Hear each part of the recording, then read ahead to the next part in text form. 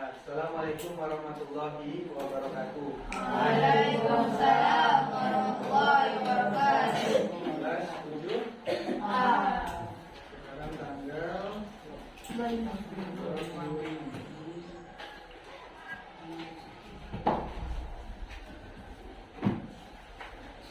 Siapa yang tak hadir?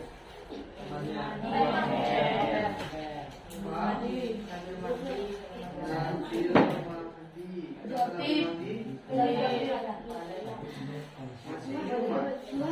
Kemudian siapa lagi? Nobel, kenapa Nobel? Kaki dia sama? Siapa lagi? Sudah, Wan, duduk. Siapa lagi? Yang tidak hadir? 25 kurang 23 orang yang hadir. Coba lihat temannya, siapa yang belum hadir kira-kira? Sudah? Gazi. Gazi mana Gazi? Masih nggak ada? Gazi satu lagi.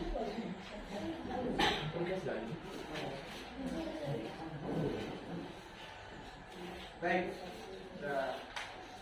Buku tugasnya sudah saya kembalikan ya. Nah, jadi perhatikan. Ini kabarnya sehat semua? Ada yang sakit? Sedikit ditahan ya. Harus semangat belajar ya. Baik, silakan buka buku paketnya halaman 30. Berapa? 34, 35. Sudah? Sudah? 34, 30. Nah. Sudah masuk,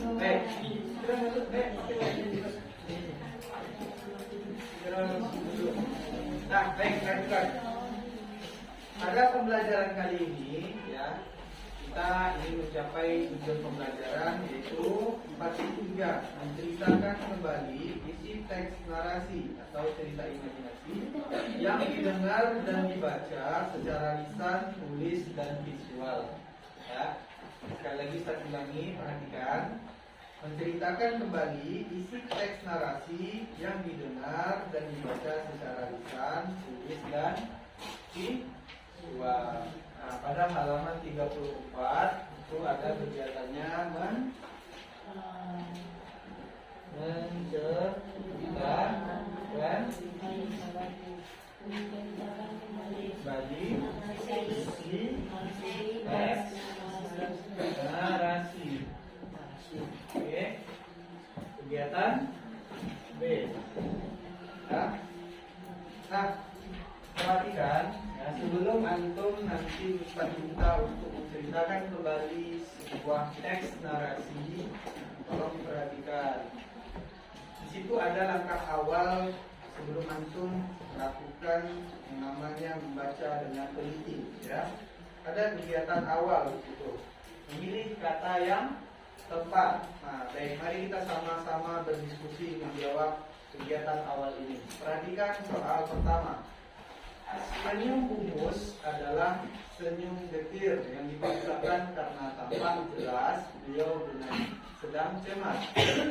Wajah titik-titik dalam kurung ada keras, tegang, kaku, kemudian dan gerak-geriknya gelisah. Sekarang antum tentukan di antara 3 kata yang ada di dalam kurung tersebut mana yang lebih tepat mengisi titik-titik tadi. Tegang. Ya, tegang. Banyak tegang dan gerak-geriknya. Ya, coba masukkan di kalimatnya. Senyum Umus adalah senyum getir yang dipaksakan karena tampaknya beliau sedang cemas. Nah, sedang cemas sudah terbayang ekspresi sedang cemas? Ada. Ya. Wajah tegang dan gerak-geriknya gelisah. Nah, wajah cemas tentu mengekspresikan sesuatu yang Tegang. Kalau keras, benar apa salah? Salah. Nah, kaku, belum lah. Jadi jawabannya tegang. Baik. Kedua, aku titik-titik dalam kurung cemas, gugup, sedih. Karena melihat Mumus yang resah dan karena badan perasaan ayahku menjalar ke sekujur tubuh. Beban perasaan ayahku Cemas. ya. Aku cemas karena melihat Mumus yang resah dan karena beban perasaan ayahku menjalar ke sekujur tubuhku.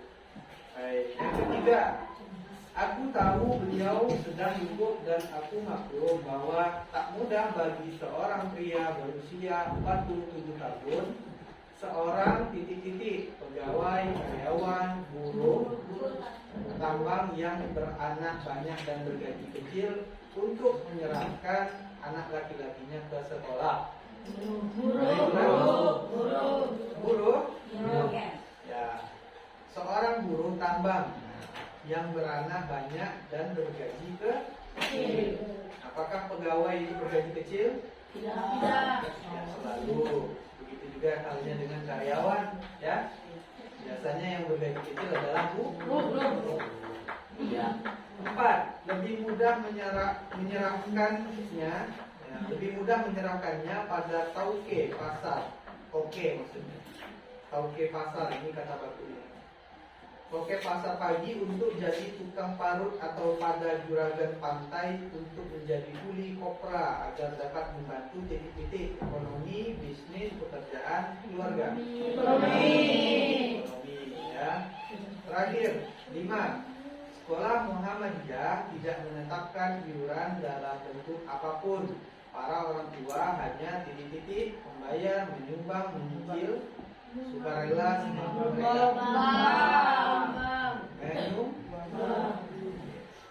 Tidak bisa ya? Sudah paham? Sudah paham gaji yang di belakang? Oke, coba. Nah, baik. Sebelum antum Ustaz minta nanti satu persatu sih. Mungkin ada beberapa antum yang saya minta untuk membacakan kembali. Tapi sebelum itu, perhatikan Ustaz mencontohkan membaca teks narasi ulang, ya. Diperhatikan. Teksnya halaman 35 yang berjudul 10 murid baru.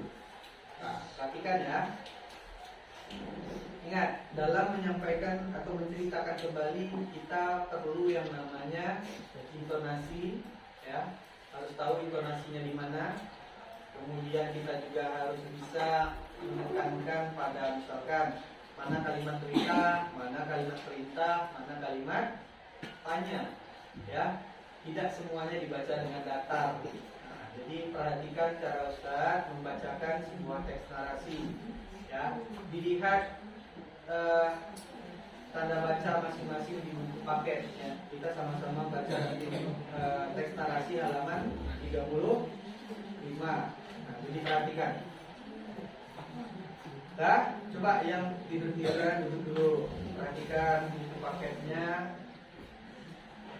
10 murid baru. Pagi itu, waktu aku masih kecil, aku duduk di bangku panjang di depan sebuah kelas. Sebatang pohon pilisium tua yang riang meneduhiku.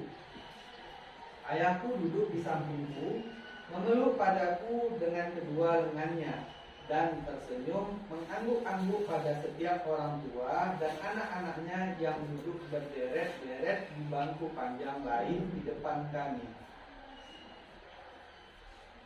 Hari itu adalah hari yang penting, hari pertama masuk SD. Di ujung bangku-bangku panjang tadi ada sebuah pintu terbuka. Kuseng pintu itu miring karena seluruh bangunan sekolah sudah doyong seolah akan roboh. Di mulut pintu berdiri 2 orang guru seperti para penyambut tamu dalam perhelatan. Mereka adalah seorang bapak tua berwajah sabar, Bapak K.A. Harfan Effendi Nur, sang kepala sekolah, dan seorang wanita muda berjilbab, Ibu N.A. Muslimah Hafsari atau Bumus. Seperti ayahku, mereka berdua juga tersenyum. Namun, senyum Bumus adalah senyum getir yang dipaksakan karena tampak jelas beliau sedang cemas. Wajahnya tegang dan gerak-geriknya gelisah. Ia berulang kali menghitung jumlah anak-anak yang duduk di bangku panjang. Ia demikian khawatir sehingga tak peduli pada peluh yang mengalir masuk ke pelupuk matanya. Titik-titik keringat yang bertimbulan di seputar hidungnya menghapus bedak tepung beras yang dikenakannya, membuat wajahnya coreng-moreng seperti pameran emban bagi permaisuri dalam duduk muluk sandiwara kuno kampung kami. 9 orang, baru 9 orang pemanda buruh. Masih kurang 1, katanya gusar pada bapak kepala sekolah. Pak Harpan menatapnya kosong. Aku juga merasa cemas. Aku cemas karena melihat Bumus yang resah dan karena beban perasaan ayahku menjalar ke sekujur tubuhku. Meskipun beliau begitu ramah pagi ini, tapi lengan kasarnya yang melingkar leherku mengalirkan degup jantung yang cepat. Aku tahu beliau sedang gugup dan aku maklum bahwa tak mudah bagi seorang pria berusia 47 tahun, seorang buruh tambang yang beranak banyak dan bergaji kecil untuk menyerahkan anak laki-lakinya ke sekolah. Lebih mudah menyerahkannya pada toke pasar pagi untuk menjadi tukang parut atau pada juragan pantai untuk menjadi kuli kopra agar dapat membantu ekonomi keluarga. Menyekolahkan anak berarti mengikatkan diri pada biaya selama belasan tahun, dan hal itu bukan perkara gampang bagi keluarga kami. Kasihan ayahku, maka aku tak sampai hati memandang wajahnya. Barangkali sebaiknya aku pulang saja, melupakan keinginan sekolah dan mengikuti jejak beberapa abang dan sepupuku menjadi kuning. Tapi agaknya bukan hanya ayahku yang gentar. Tiap wajah orang tua di depanku mengesankan bahwa mereka tidak sedang duduk di bangku panjang itu karena pikiran mereka, seperti pikiran ayahku, melayang-layang ke pasar pagi atau beramba di tepian laut, membayangkan anak lelakinya lebih baik menjadi pesuruh di sana. Para orang tua ini sama sekali tidak yakin bahwa pendidikan anaknya yang hanya mampu mereka biayai paling tinggi sampai SMP akan dapat mempercerah masa depan keluarga. Pagi ini mereka terpaksa berada di sekolah ini untuk menghindarkan diri dari celaan aparat desa karena tak menyekolahkan anak atau sebagai orang yang terjebak tuntutan zaman baru, tuntutan memerdekakan anak dari buta huruf. Aku mengenal para orang tua dan anak-anaknya yang duduk di depanku, kecuali seorang anak lelaki kecil kotor berambut keriting merah yang ronta-ronta dari pegangan ayahnya. Ayahnya itu tak beralas kaki dan bercelana kain belacu. Aku tak mengenal anak beranak itu. Selebihnya anak teman baikku. Trapani misalnya, yang duduk di pangkuan ibunya, atau Kucai yang duduk di samping ayahnya, atau Syahdan yang tak diantar siapa-siapa. Kami bertetangga dan kami adalah orang-orang Melayu Belitung dari sebuah komunitas yang paling miskin di pulau itu. Adapun sekolah ini SD Muhammadiyah, juga sekolah kampung yang paling miskin di Belitung. Ada 3 alasan mengapa para orang tua mendaftarkan anaknya di sini. Pertama, karena sekolah Muhammadiyah tidak menetapkan iuran dalam bentuk apapun. Para orang tua hanya menyumbang sukarela semampu mereka. Kedua, karena firasat anak-anak mereka dianggap memiliki karakter yang mudah disesatkan iblis sehingga sejak usia muda harus mendapatkan pendadaran Islam yang tangguh. Ketiga, karena anaknya memang tidak diterima di sekolah manapun. Bumus yang semakin khawatir memancang pandangannya ke jalan raya di seberang lapangan sekolah, berharap kalau masih ada pendaftar baru. Nah, baik. Itu cara atau contoh yang bisa Ustadz sampaikan dalam menyampaikan atau menceritakan kembali cerita narasi. Nah, jadi dalam menceritakan kembali teks narasi itu kita tidak boleh datar, ya. Misalkan datarnya memancang pandangannya ke jalan raya di seberang lapangan sekolah, berharap kalau masih ada pendaftar baru. Nah, itu kan datar, tidak ada intonasinya. Apalagi kalau ada tanda baca di situ, kita harus bisa menetapkan ini tanda baca yang bersifat perintah, tanda baca yang bersifat tanya, atau tanda baca yang bersifat berita. Gitu. Ya, jadi jangan salah menggunakan intonasi. Itu yang paling jadi kunci dalam menceritakan kembali.